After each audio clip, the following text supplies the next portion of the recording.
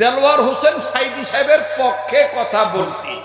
হ্যাঁ, মহা অন্যায় করে ফেলেছেন, মহা অন্যায় করে ফেলেছেন। আমার বন্ধুগণ, আমার ভাইরা, আলেম হয়ে আলেমের পক্ষে কথা বলা দরকার।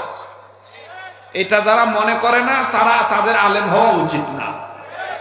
আলেমরা কথা বলবে কি আলিয়া কি কৌমি, মামুনুল হকের পক্ষে কথা বলবে, মুফতি সৈয়দ ফজল করিমের পক্ষে কথা বলবে, আহমদ শফির পক্ষে কথা বলবে, দেলওয়ার হোসেন সাইদি সাহেবের পক্ষে কথা বলবে। কারণ আমাদের একটাই নিশানা, আমাদের দুইটা চোখ, একটা চোখ আলিয়া, একটা চোখ কৌমিয়া। ওলামায়ে কেরাম সবাই নবীর ওয়ারিস, ওয়ারাসাতুল আম্বিয়া। যারা আলেমদের বিরোধিতা করবে তাদের সাথে আমরা থাকতে পারবো না। কথা বলেন ঠিক কিনা? আল্লাহ আমাদেরকে সহি বুঝ দান করেন, জোরে বলেন আমিন। তো হাজার হলো তো মানুষ ভাই, বুঝেন নাই? এই তো ছেলেটা ডাক দিয়ে কয়, একটাও মানুষ নাই, মুসলমান নাই, কয় না। এবার ছেলেটা ভয় না পেয়ে ছেলেটা নিজে নিজে বলতেছে, ইন্না লিল্লাহি ওয়া ইন্না ইলাইহি রাজিউন, হাসবুনাল্লাহু ওয়া নি'মাল ওয়াকিল, নি'মাল মাওলা ওয়া নি'মান নাসির, ইয়া হাইয়্যু ইয়া কাইয়্যুম বিরহমাতিকা নাস্তাগীস। আল্লাহু আকবার বলেন। এই দোয়াগুলো পড়বেন। যখন দেখবেন আপনার পক্ষে কেউ নাই, তখন আপনি সব বান্দার ভরসা ছাড়ি দিয়ে ভরসা করবেন একমাত্র কার উপরে? যখন কার কাহ থাকিবে না, তার কে থাকিবে? যারা বলেন কে থাকিবে? ওই যে দেশীয় তো একটা প্রবাদ আছে, যার কাহ নাই তার আছে কে? আল্লাহ আছে। আল্লাহ ছাড়া আমাদের কেউ আছে? আর আল্লাহর উপর যে ভরসা করে, ওয়ামাই ইয়াতাওয়াক্কাল আলাল্লাহি ফাহুয়া হাসবু, তার জন্য আল্লাহই যথেষ্ট। সুবহানাল্লাহ বলেন। তো এবার এই ছেলেটা আল্লাহর উপর ভরসা করে ডাক দিয়ে বলতেছেন, চাচা আপনার ধর্ম তাইলে সনাতন ধর্ম, আর আমার ধর্ম হলো ইসলাম। আগা মুরব্বী,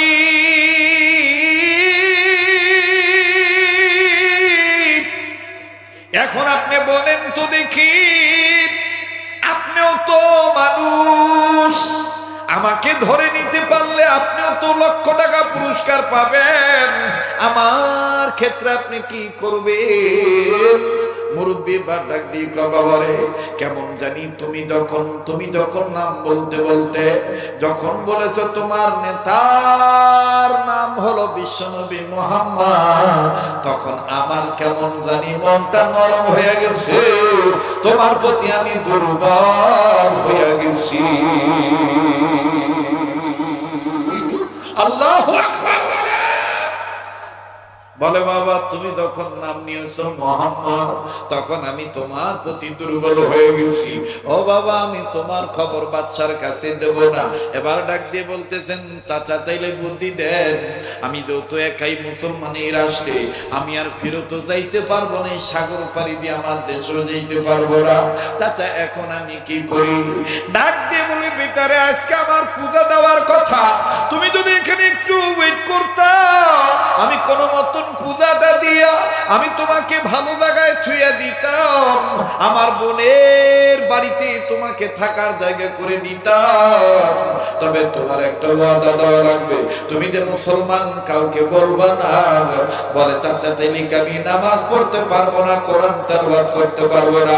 বলে, হ্যাঁ তুমি পারবা, সুর জঙ্গলে যাইয়া গাছের আড্ডালে, গাছের আড়ালে তুমি গোপনে তোমার আল্লাহকে ডাকবা।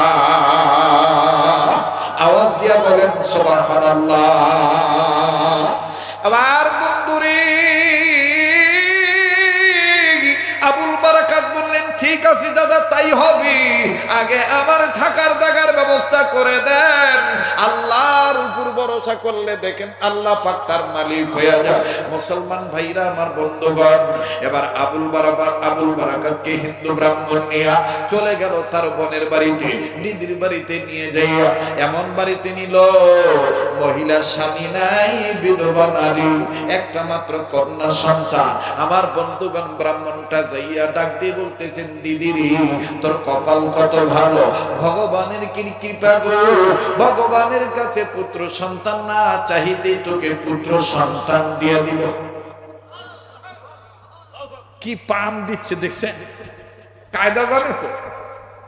একটু সময় দিতে হবে ভাইয়া, কষ্ট হবে না তো? ওই যে পিছনে যে বাবারা ভাইরা বসে আছেন, কষ্ট হচ্ছে?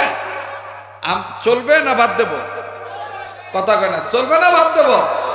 তাহলে আবার একটু তকবীর দিয়ে প্রমাণ করেন তো আছেন না ঘুমাইছেন না।